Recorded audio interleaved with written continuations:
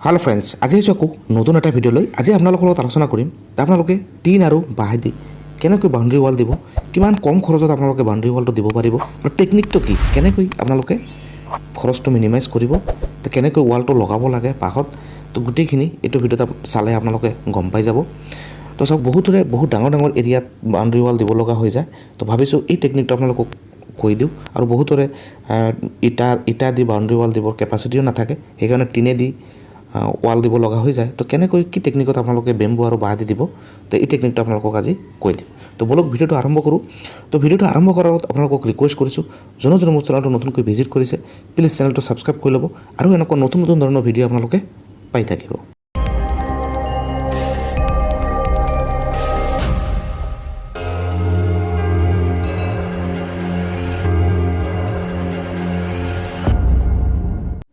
प्रथमते आपलोके वालটো চাই লওক টিনদি যেটো वाल बनवा হৈছে এটো আপোনালোকে চাই লওক তো কেনেকুৱা টেকনিকত बनवा হৈছে এটো চাওক আপোনালোকে প্ৰত্যেকটো টিনত আপোনালোকে তিনটাকৈ ফুটা কৰিব তিনটাকৈ ফুটা কৰি এনেকুৱা আপোনালোকে দেখিছে এটো ওপৰত बनवा হয় জিআই ওয়্যাৰ দি এটো बनवा হয় তাৰ ভিতৰত তাৰ তলত যেটো লগা হৈছে এটো হল টুপি নৰমালত যেটো ওপৰত টিনত স্ক্ৰু মাৰতে যেটো লগায় ইয়াত চাওক কোনো ধৰণৰ স্ক্ৰু লগা হোৱা নাই গোটেই জিআই ওয়্যাৰ आपलोके 16 गजर 15 गजर जिआई ओवर किनी आनिब और केनेকৈ बनाय এই टेक्निकটো মই আপোনালোকক দেখাই আছো ভিডিওত আপোনালোকে দেখিলে ভাল পাব আপোনালোকে যে কেনেকৈ টেকনিকত বস্তুটো বনোৱা হয় আপোনালোকে অলপ চাই থাকক বস্তুটো গম পাই যাব তো তাৰ পিছত এনেকৈ জিআই ওভাৰটো লম্বা কৰি অলপ দীঘল কৰি ৰাখা হয় তাৰ পিছত বাহৰ লগত এটো ফিক্স কৰি দিয়া যায় তো প্ৰত্যেকটা এটাকৈ টিনত তিনটাকৈ ফুটা কৰি অলপ প্ৰত্যেক वाल जेतिया দিব আপোনালোকে এটা টিনৰ পৰা আনটা টিনৰ মাজত নহলে চাৰিটা পাঁচটা টিন পিছে পিছে আপোনালোকে এটা গ্যাপ ৰাখিব যাতে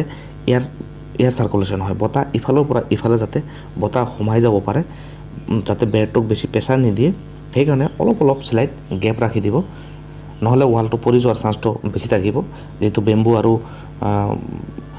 টিনৰ যেটো ওয়াল এনেকৈ আৰু বাঁহটো আপোনালোকে বহুত ভাল বাঁহ কিনিব যাতে বাঁহটো পচি নাযায় সোনকালে অলপ ভাল বাঁহ কিনিব আৰু টিনটো চাওক টিনটো নৰ্মেলি 28 mm পৰা 30 mm আপোনালোকে ইউজ কৰিব পাৰে তো বাউন্ডাৰী ওয়ালৰ কাৰণে এটো এনেকুৱা টিনে সাফিসিয়েন্ট মানে 0.2 mm টু 0.3 mm এটো টিন আপোনালোকে ইউজ কৰিব পাৰে তো এতিয়া আহিছো নেক্সট টেকনিকটো কেনেকৈ আপোনালোকে এই যে স্ক্ৰু যে নাই স্ক্ৰু নিচিনা যেটো বনোৱা হয় তাৰে দি যেটো বনোৱা হয় জিআই ওভাৰ দি যেটো বনোৱা হয় এটো কেনেকৈ বনায় এটো আপোনালোকক দেখাই দিও চাওক ইয়াত দেখিলে আপোনালোকে গম পাব যেটো জিআই ওভাৰ যেটো লোৱা হৈছে এটো চাওক এনেকৈ ৰাউন্ড কৰি কৰি এটো আপোনালোকে নৰমালি যেটো ওপৰত স্ল্যাব বানাওতে এনেকুৱা যেটো ইউজ কৰা হয় স্ল্যাব বানাওতে গুণাবোৰ যেবোৰ বান্ধিবলৈ যেটো ইউজ কৰা হয় তাত ব্ল্যাক ওভাৰ যেবোৰ বান্ধিবলৈ ইউজ কৰা হয় সেম টেকনিকত এটো চাওক এনেকৈ ৰাউন্ড কৰি এটো ধুনিয়াকৈ এনেকৈ স্ক্ৰু টাইপৰ বনাই দিয়া হয় আৰু ওপৰত জিআই ওভাৰটো অলপ লম্বা ৰাখা হয় যাতে বাঁহটোত বান্ধিব পৰা যায় এনেকৈ এটো বনোৱা হয় এটো আপোনালোকে দেখিলে গম পাব এটো চাওক ভালকৈ মাইন্ড কৰিব আপোনালোকে কেনেকৈ বনোৱা হৈছে বস্তুটো এনেকৈ খুলি আনাৰ পিছত বহুত ধুনিয়া হয় বস্তুটো বহুত হেভি হৈ যায় তাত যেতিয়া টুপিৰ ভিতৰত যেতিয়া সোমাই দিয়া হৈ যায় তাৰ পিছত আৰু ইফালৰ পৰা যিমানে টানক এটো সিধা হৈ নাযায় কেতিয়াও আৰু টিনটো বাহিব নোৱাৰে সেইকাৰণে এই টেকনিকত এটো বহুত কম খৰচ আপোনালোকৰ স্ক্ৰু পইচাটো টোটালি আপোনালোকৰ এটো পাছে যাব 1 টকাৰ স্ক্ৰু কিনিব নালাগে ডাইৰেক্টলি টুপিটো কিনক আৰু ডাইৰেক্ট এটো বনাই এটো দামও কম পৰিব এটো বনাই আপোনালোকে ওয়ালটো দিব পাৰিব তো এটো চাওক এটো বহুত কম খৰচত আপোনালোকে এনেকৈ কৰিলে বহুত কম খৰচত ওয়ালটো দিব পাৰিব এতিয়া চাওক ওয়ালটো কেনেকৈ বান্ধা হৈছে এনেকৈ আপোনালোকে বাঁহ বান্ধি ল'ব আগত ভালকৈ বাঁহটো অলপ ডিপ লৈকে যাব ধৰক 3 ফিট 4 ফিট লৈকে আপোনালোকে যাব পাৰে যদি মাটি ভাল থাকে 2 ফিট লৈকে আপোনালোকে যাব পাৰে তাৰ পিছত চাওক প্ৰত্যেকটো বাহিৰৰ পৰা যেটো ইফালৰ পৰা যেটো দেখালো প্ৰত্যেকটো টিনত তিনটাকৈ ফুটা কৰা হৈছে ফুটা কৰি ওপৰত তিনটা তলত তিনটা আৰু মাজত তিনটা এনেকৈ তিনটা ফুটা কৰি এটাকৈ টিনত যদি আপোনালোকৰ 9 পিস কৰি আপোনালোকে জিআই ওভাৰৰ এনেকুৱা যাব আৰু টুপি যাব তো এনেকৈ যদি আপোনালোকে লগায় বহুত কম খৰচত আপোনালোকে ওয়ালটো দিব পাৰিব এটো দেখিছে এটা দুটা টিনৰ পিছে পিছে গ্যাপ ৰাখা হৈছে নহলে আপোনালোকে তিনটা টিনৰ পিছে পিছে গ্যাপ ৰাখিব পাৰে তেনেকৈ বাউন্ডাৰী ওয়ালবোৰ বান্ধা হৈছে এনেকৈ চাওক সব টিনৰ এটো বান্ধা হৈছে এইবোৰটো নৰমালি 16 গজ 15 গজৰ আপোনালোকে জিআই ওভাৰ দি বান্ধিব পাৰে তাৰপিছতহে আপোনালোকৰ এই টিনটো লগাব। ফাৰ্ষ্টত এনেকৈ ফ্ৰেম বনাই ল'ব, ধুনীয়াকৈ ফ্ৰেম বনাই ল'ব যাতে আপোনালোকৰ ৱালটো পৰি নাযায়। আৰু যদি পাৰে মাজে মাজে এনেকৈ সৰু সৰুকৈ আপোনালোকে RCC প'ষ্ট দি দিব, তেতিয়া আৰু ৱালটো বহুত দিন লাষ্টিং কৰিব, আপোনালোকৰ ৱালটো ভাঙি নাযায় কেতিয়াও। তো এইখিনিতে চাওক ইহঁতে কাম কৰি থকাৰ এইটো আপোনালোকক দেখাইছোঁ, এইটো বান্ধি আছে। ইহঁতে যে থিয় হৈ আছে, ক'ত থিয় হৈ আছে এইটো মই দেখাই দিওঁ আপোনালোকক। এইটো এটা বেলেগ টেকনিক, এইটো মোৰ বহুত ভাল লাগিছে টেকনিকটো, সেইকাৰণে আপোনালোকক দেখাই দিওঁ বস্তুটো কেনেকৈ ইহঁতে ওপৰত উঠি বান্ধিছে। চাওক এইটো এটা বাঁহ দিছে, তাৰ মাথাটোত অলপ কাটি দিয়া হৈছে, এনেকৈ আধা কাটি দিছে। তো এনেকৈ তাৰপিছত বাঁহত লগাই দিয়াৰ পিছত ইয়াৰ ওপৰত উঠি কাম কৰি আছে, একো অসুবিধা নহয়, পিছলি নাযায় কোনোফালে। সেইকাৰণে বহুত ভাল লাগিছে, ভাবিছোঁ এইটোও এটা টেকনিক, এইটোও এটা কাম কৰা টেকনিক, আপোনালোকক দেখাই দিওঁ। আপোনালোকে বহুত কাম কৰিব, কাৰণ এইটো ল' লেভেল, ওপৰত উঠিবলৈ বেলেগকৈ জখলা বনাব লাগে, সেইকাৰণে জখলা নবনাই এনেকৈ ডাইৰেক্ট ওপৰত উঠি গৈছে, কোনো অসুবিধা নাই। এই 3 নম্বৰটোতো লগাই লয়, তাতো উঠি যায়, গোটেইখিনি এনেকৈ ধুনীয়াকৈ কাম কৰি আছে। এই টেকনিকটো কেনেকুৱা লাগিছে আপোনালোকে প্লিজ কমেণ্ট ছেকশ্যনত জনাব। মোৰ স্পেচিয়েলি বহুত ভাল লাগিছে, বহুত স্কিল লেবাৰ, বহুত ধুনীয়া কাম কৰি আছে, বহুত দিন লাষ্টিঙো কৰিব ৱালটো। তো পিছত চাওক, এনেকৈ আপোনালোকে ৱালটো ইয়াত ৱাল দিওঁতে কেইটামান আপোনালোকে সৰু সৰু কথা মনত ৰাখিব, যে ৱালটো যাতে যিটো টিন লগাব, টিনটো যাতে তলত মাটিত যাতে লাগি নাযায়। মাটিত লাগি গ'লে হ'ব কি, ই লাহে লাহে মামৰ খাই টিনটো বহুত সোনকালে উইদিন 4-5 ইয়াৰ্ছৰ ভিতৰত টিনটো একদম বেয়া কৰি দিব।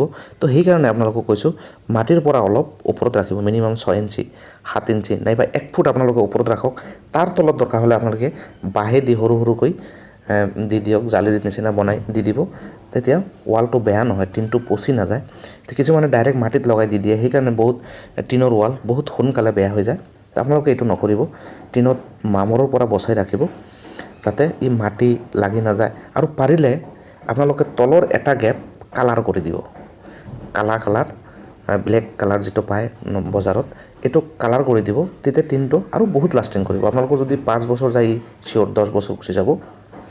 সেইকাৰণে টেম্পৰাৰী হিচাপত আপোনালোকক কৰিবলৈ হ'লেও তো অলপ ভালকৈ কৰিব, যাতে টিনটো লাষ্টিং কৰে। ইয়াত আপোনালোকে 0.28 পৰা 0.3 mm 30 mm ইউজ কৰিব পাৰে টিন, তাতকৈ হেভি টিনৰ দৰকাৰ নহয় বাউণ্ডেৰী ৱালৰ। তো তাৰপিছত বাঁহবোৰ বহুত হেভি বাঁহ কিনিব। এই পজিশ্যনত দেখিলে কিন্তু আপোনালোকে চব গম পাই যায় কেনেকৈ বস্তুটো বান্ধা হৈছে। এনেকৈ আপোনালোকে ৱালটো কাম কৰিব। তো আপোনালোকে ভাবিছোঁ ৱালটো হেল্প হ'ব। কিছুমানে ক'ব যে টিনৰ বাউণ্ডেৰী ৱাল দিয়াতকৈ ইটাৰ বাউণ্ডেৰী ৱাল দিয়াই ভাল। ঠিক আছে, ইটাৰ বাউণ্ডেৰী ৱাল দিয়া ভাল, কিন্তু এইটো বহুত কম খৰচত আপোনালোকে দিব পাৰিব। ইটাৰটো হ'লে পাৰ্মানেণ্ট হ'ব বস্তুটো, আৰু টিনটো হ'লে টেম্পৰাৰী হিচাপত আপোনালোকে 10 বছৰৰ কাৰণে দিয়ক, 5 বছৰৰ কাৰণে দিয়ক, এনেকৈ আপোনালোকে দিব পাৰে। আপোনালোকে কালাৰ টিনো লগাব পাৰে, কালাৰ টিন লগালে আৰু ভাল দেখি।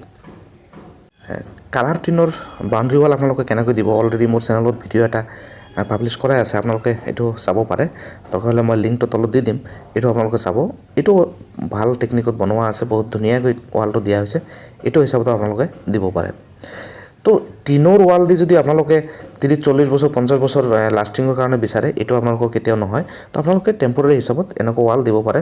বহুতে কমেণ্ট ছেকশ্যনত সুধিব, এইটো ৱালতকৈ আপোনাৰ টিনৰ ৱালতকৈ আমাৰ বাউণ্ডেৰী ৱাল দিয়াই বহুত ভাল, এইটো কথা। কিন্তু এনেকুৱা মানে এইটো টেম্পৰাৰী হিচাপত কাৰণে মই দেখাই দিছোঁ, আৰু টেকনিকটো মোৰ ভাল লাগিছে, সেইকাৰণে আপোনালোকক লগত শ্বেয়াৰ কৰিছোঁ।